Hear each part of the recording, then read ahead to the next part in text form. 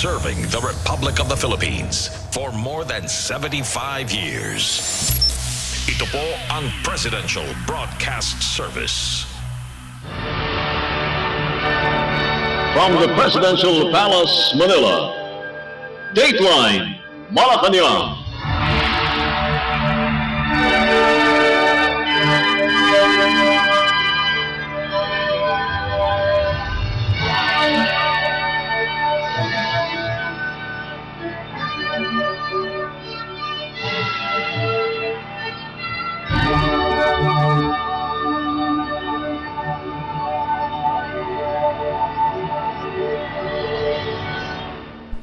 Good day, this is Dateline Malacañang, and here are the news.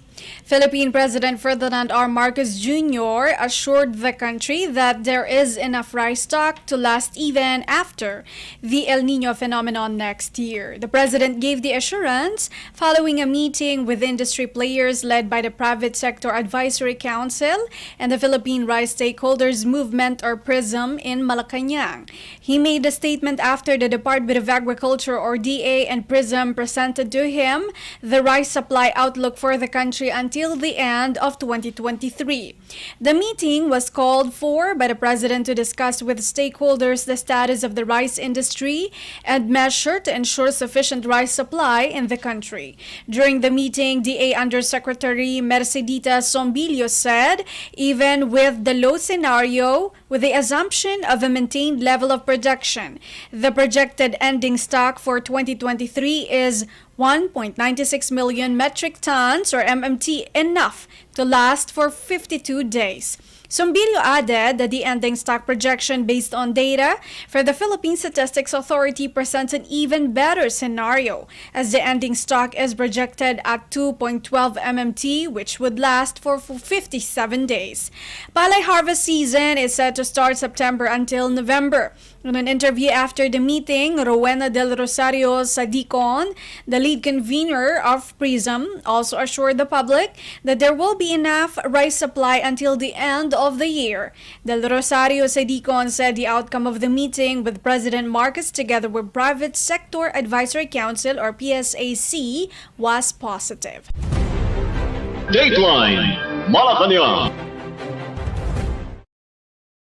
Following the visit to the flooded areas in Bulacan and Pampanga, Philippine President Ferdinand R. Marcos Jr.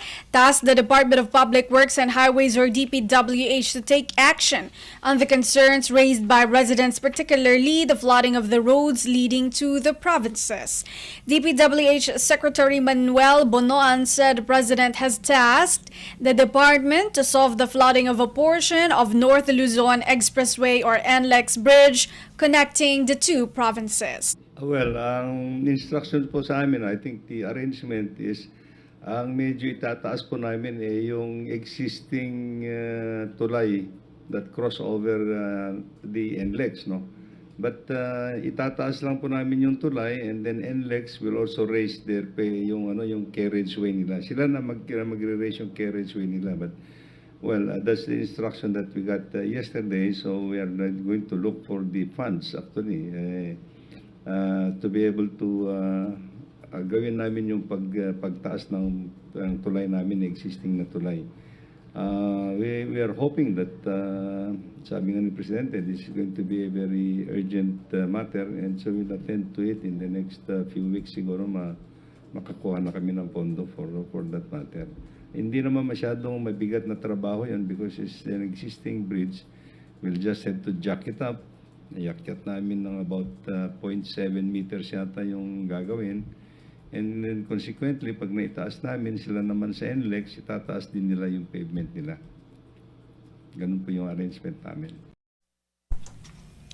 Secretary Bonoan said that the President has considered the project an urgent matter, which he will personally attend to. It is anticipated that the project will be completed in a few months' time. Secretary Bonoan said there's going to be a technical study that will be undertaken to implement the impounding area program with the objective to be a more permanent and long-lasting solution. Secretary Bonoan also addressed the query on the blockage of waterways in Bulacan, agreeing that it should be kept open and free of debris.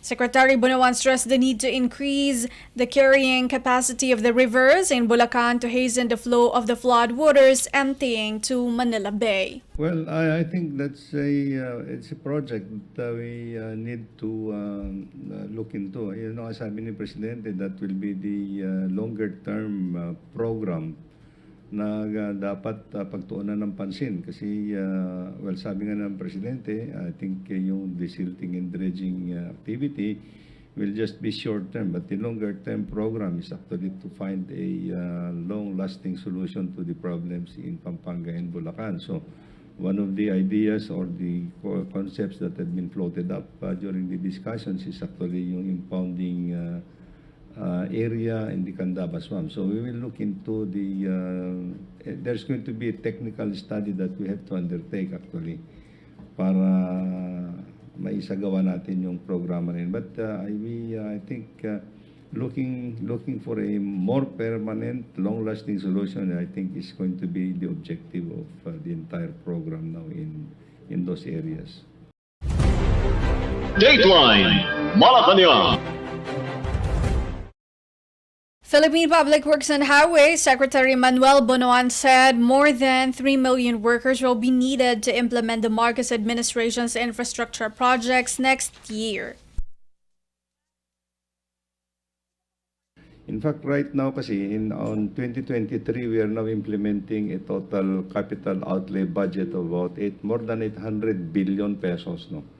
And we are implementing siguro mga about 70,000 big and small contracts all over the country.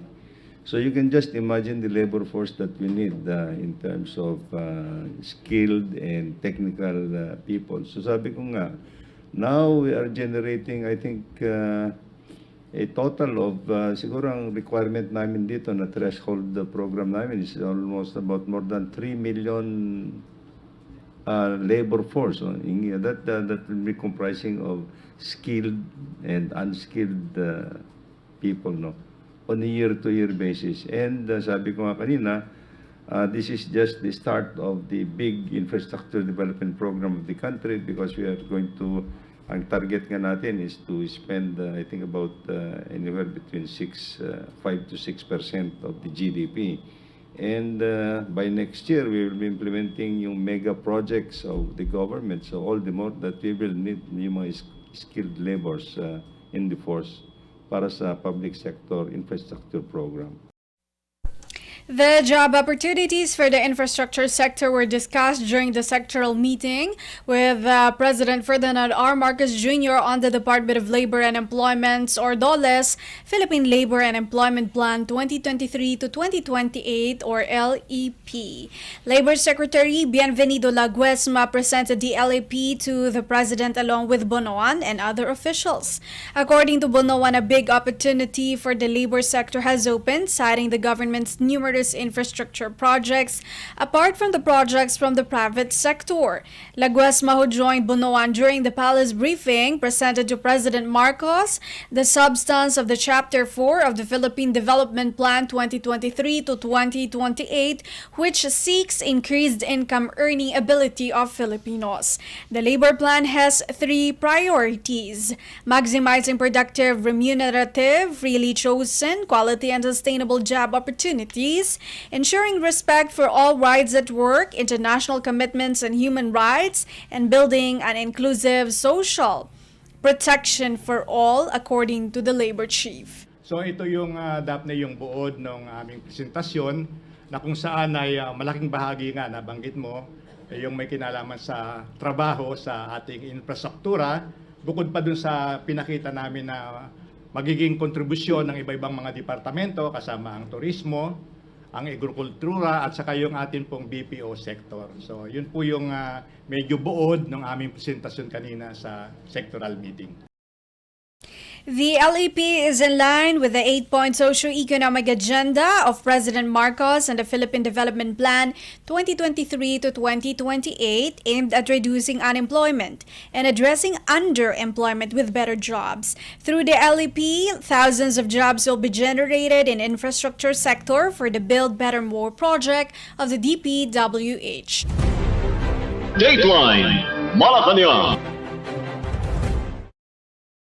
Investment commitments from 5 countries to generate 75,000 jobs in energy sector. Philippine Labor Secretary Bienvenido Laguesma said around 75,000 jobs will be generated in the energy sector following the investment commitments of several countries as a result of Philippine President Ferdinand R. Marcos Jr.'s trips abroad. Citing his conversation with the Department of Trade and Industry or DTI, Laguesma told the Palace press briefing several projects will materialize in the power sector, particularly in renewable energy, as 5 countries have geared up to invest in the Philippines. The Department of Labor and Employment or DOLE is coordinating with the DTI as well as with the Department of Energy or DOE in connection with those projects to see to it that there will be enough manpower for the project implementation. Secretary Laguesma added that different government agencies, including the private sector, are collaborating so that those projects will proceed smoothly and without delay. Ang isang magandang development, batay na rin to sa aming pakikipag-ugnayan sa DTI at sa pahayag ni Secretary Pascual, mayroon nang magmamaterialize at ito may kinalaman sa power sector sa renewable energy. At sa aking pagkakatanda, mayroon siyang binanggit na 5 bansa, bahagi na dyan ang Germany, ang Singapore, ang US, at meron pang 2, Netherlands yata kasama din. Na nabanggit niya na ito ay nasa proseso na at meron siyang nabanggit na pwedeng malikhang hanap buhay o trabaho. Sana hindi ako nagkakamali, mga 75,000 yung nabanggit niya doon sa 5 nabanggit na bansang nagpahayag ng kanilang commitment. At kami sa Department of Labor and Employment, nakikipag-ugnayan kami sa DTI at saka sa DOE kasi kung may kinalaman yan sa renewable energy at saka sa power sector, gusto namin tignan yung available manpower natin, nakahanda ba tayo na tugunan yung pangangailangan nila. So, as you can see, collaboration, convergence ng mga iba-ibang departamento ay tuloy-tuloy. Hindi kami gumagalaw at hindi kami tumitingin na kami lamang ang nagplaplano. Dapat maisama namin at maging bahagi ng aming mga ginagawang hakbangin tungo sa paglikha ng pribadong sektor ng karagdagang hanap buhay. Nariyan yung mga importanteng mga departamento nang sa ganun tulong-tulong kami na matiyak, hindi mauunsyami o hindi naman madi-discourage yung mga nagplano o maglalagak na ng puhunan. Nakita na nila na in place na yung mga kinakailangan nilang infrastruktura, kasama na rin ang manpower requirement. Labor Secretary Laguesma presented to President Marcos Jr. the DOLE's Philippine Labor and Employment Plan 2023 to 2028 or LEP during a sectoral meeting in Malacañang. The LEP is in line with the 8-point socio-economic agenda of President Marcos and the Philippine Development Plan 2023 to 2028 aimed at reducing unemployment and addressing underemployment with better jobs. Dateline Malacañang. The Philippine Department of Budget and Management or DBM on Wednesday said the Marcos administration is seeking a higher allocation of 197.84 billion Philippine peso for the agriculture sector in year 2024. Under the 2024 National Expenditure Program or NEP, the Department of Agriculture or DA and its various sub-programs will receive the proposed funding next year. The DBM said the proposed budget represents a 6% increase from the current budget allocation of 186.54 billion pesos. DBM Secretary Amena Pangandaman said the 2024 budget plan would continue to support programs that boost the local production of major agricultural commodities, including rice, corn, and other high-value crops. The 2024 NEP proposed the allotment of 30.9 billion pesos for the National Rice Program, 10 billion pesos for the Rice Competitiveness Enhancement Fund or RCEF, 5.3 billion pesos for the National Corn Program, 4.3 billion pesos for the National Livestock Program, and 1.9 billion pesos for the National High Value Crops Development Program. The Sugar Regulatory Administration, an attached agency of the DA, would receive 1 billion pesos for its sugarcane industry development program. The Marcos administration also saw the allocation of 9 billion pesos for the National Food Authority's buffer stocking program to procure 473,684 metric tons of palay. The Philippine Crop Insurance Corporation will also receive 4.5 billion pesos for a program designed to safeguard farmers and fisherfolk from losses incurred due to natural disasters, crop diseases, and pest infestations. The Agricultural Credit Policy Council will be granted 2.8 billion pesos to roll out the Agro-Industry Modernization Credit and Financing Program, a flexible credit facility that would benefit farmers and fisherfolk who are registered in the registry system for basic sectors in agriculture. The DBM also noted the government's strategic plan to improve the state of the country's natural resources, saying the National Soil Health Program would get 916 million pesos along with the Department of Science and Technology's National Agriculture, Aquatic and Natural Resources Sector Research and Development R&D Program collectively funded with 1 billion pesos. An allocation of 70 million pesos would go to the National Fisheries Research and Development Institute's Fisheries Biotechnology R&D program, specifically the Hatchery Production Program or Hatch Pro. The DBM said to combat water scarcity, the government earmarked 31.2 billion pesos for the National Irrigation Administration for the development of 31,548 hectares of irrigated agricultural land.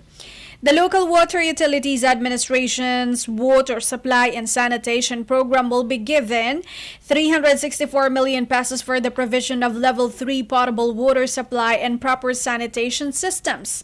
It said the National Fisheries Program would also get 6.9 billion pesos to elevate the standard of agri-fishery practices and product quality as well as farmers and fisherfolk's income.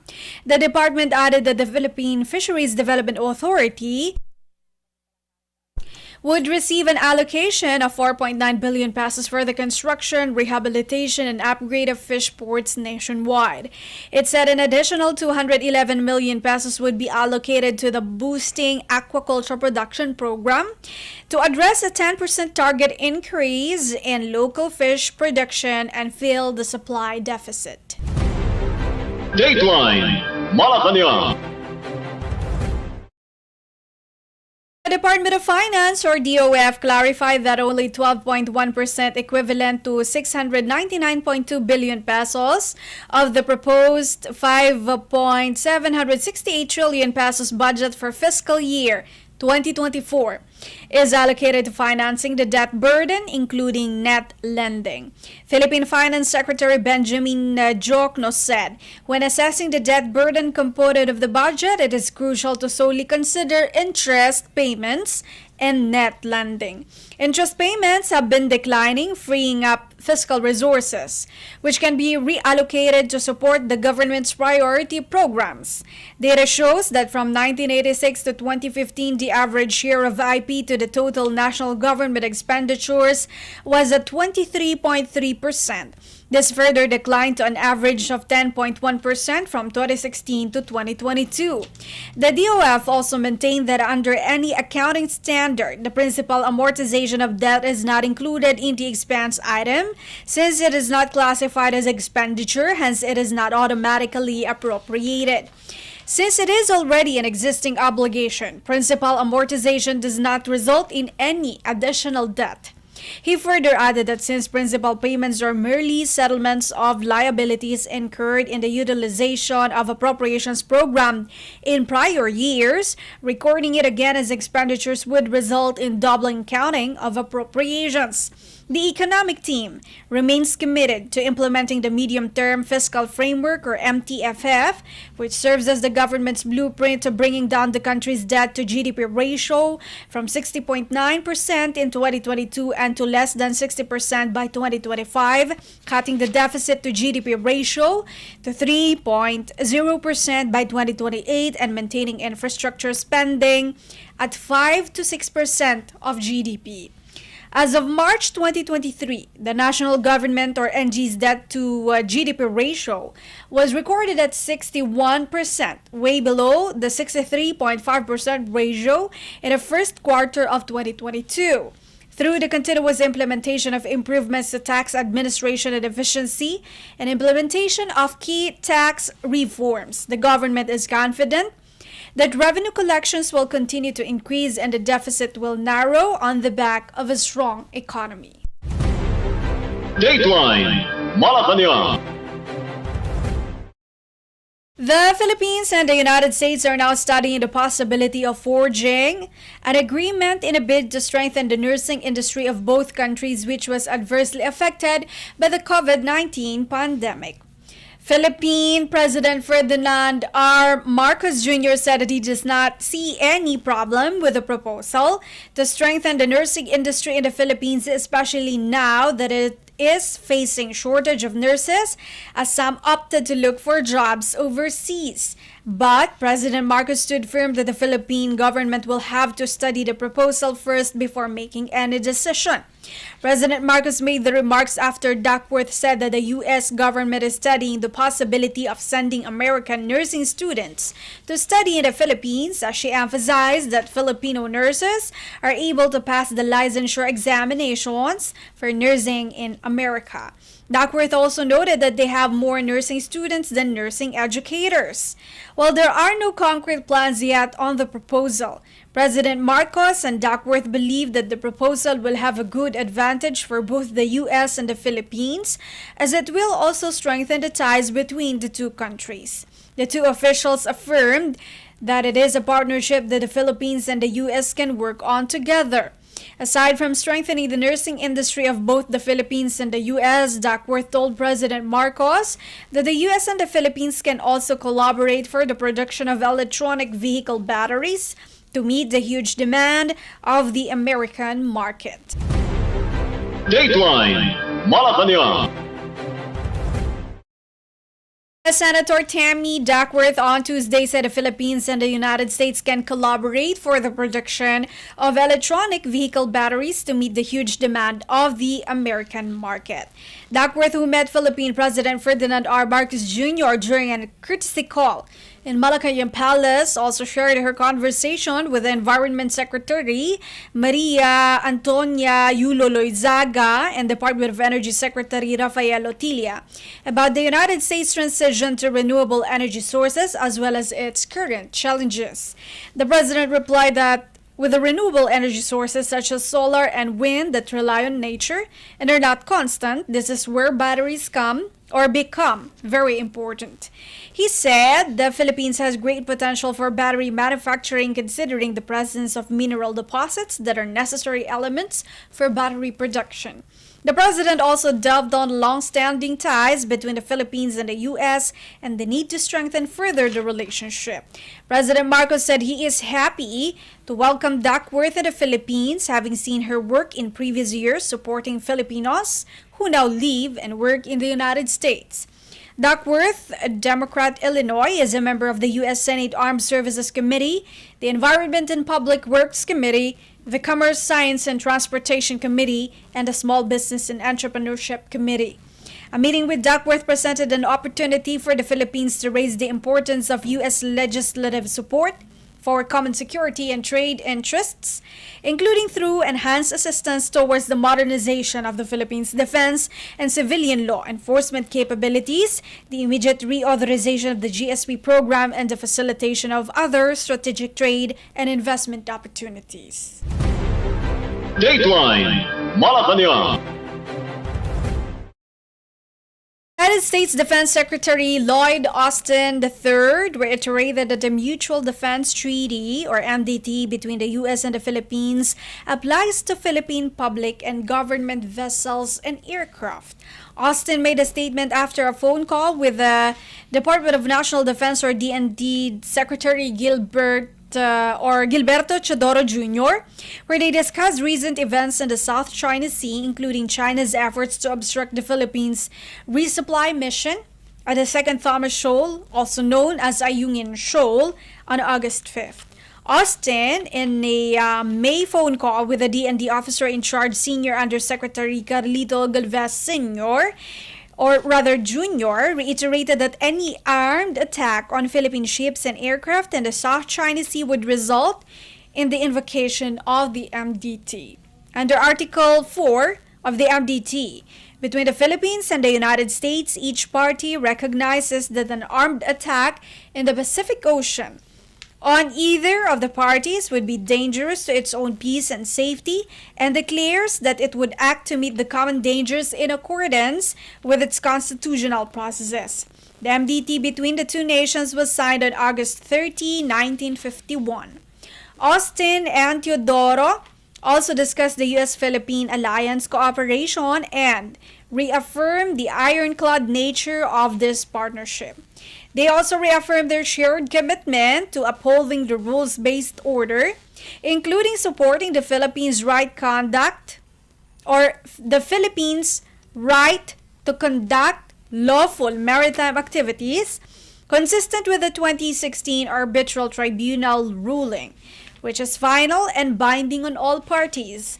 Both defense chiefs noted that swift response was critically for the well-being and safety of thousands of Filipinos in those regions affected by the typhoon.